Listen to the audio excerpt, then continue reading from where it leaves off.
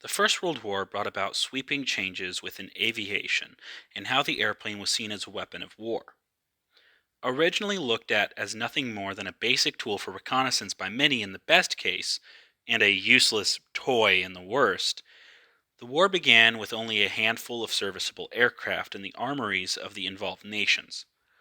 It was quickly realized, however, that aircraft would play a crucial role in the outcome of the war, leading to a tech race between Germany and the Allies to assert dominance over the skies of the Western Front. To achieve such dominance, nations needed a proper mixture of aircraft, such as bombers, fighters, and the original scout aircraft. Britain quickly realized its main scout, the pre-war BE 2, was thoroughly unfit for duties the moment the Fokker scourge began in July of 1915, and began investing in several aircraft that could replace it. While the Royal Aircraft Factory and Armstrong Whitworth worked expediently on their respective designs for replacements, Frank Barnwell was taking a lot of time to create a replacement to be made by Bristol. The result was eventually using the brand new 190 horsepower Rolls-Royce Falcon inline engine, which gave it such a superb power-to-weight ratio the Royal Flying Corps decided it would be better suited as a fighter to replace the aging FE2D and Sopwith 1.5 strutter two-seat fighter aircraft. And so it was officially named the Bristol F2A. The initial contract order for 50 aircraft was placed on August 28, 1916, and the F2B would take flight for the first time on September 9th the same year. Critical shortcomings in the design of the nose came to light, such as the radiator obscuring the pilot's view, which resulted in a complete redesign of the front section of the aircraft. Further testing resulted in the final design for the propeller as well, a behemoth 9-foot 2-inch four-bladed prop. Fitted with a single 303 Ariel Vickers machine gun in the nose and a Lewis gun situated on the scarf ring for the tail gunner.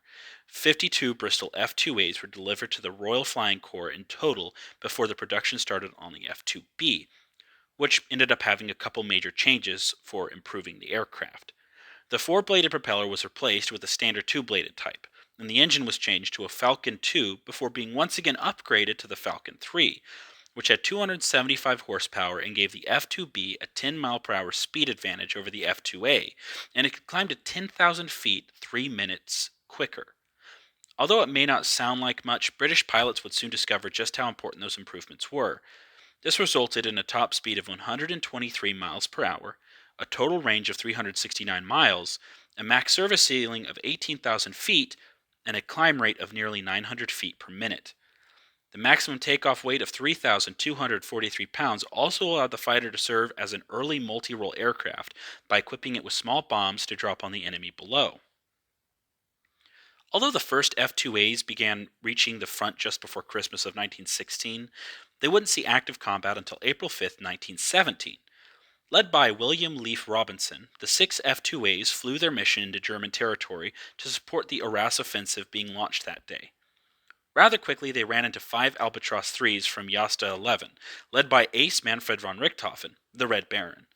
By the end of the engagement, 4 of the 6 Bristols were shot down, including Robinson's, who was captured by the Germans.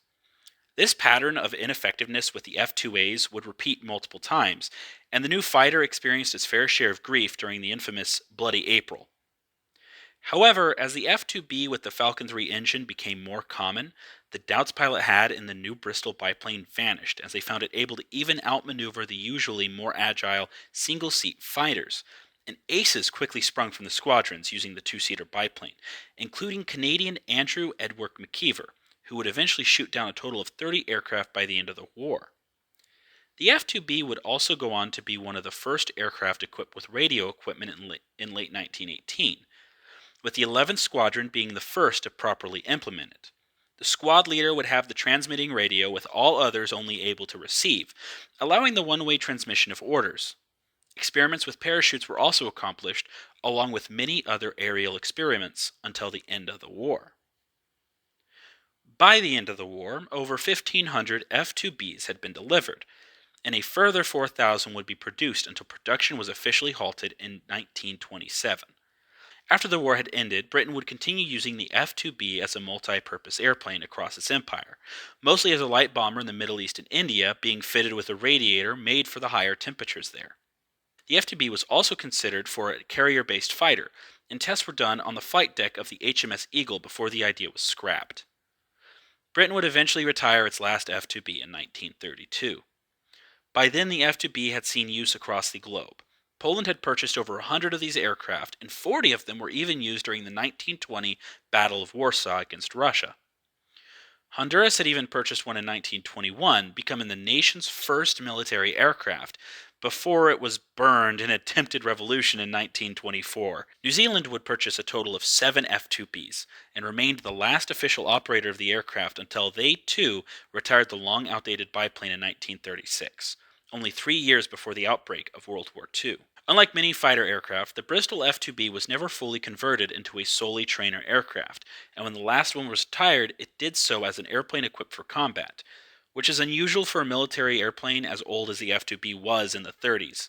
This may have been due to the Bristol company continuing to service and upgrade existing aircraft long after they had ceased production, leading to nations keeping it as long as it was practical to do so. There are still 3 airworthy F2Bs left, one in England, one in Canada, and one in New Zealand, owned by director Peter Jackson. There's a substantial number of static display aircraft left around the world, and there are also a good number of replicas. This is also another video that was recommended to me by a member of the Discord server that we have.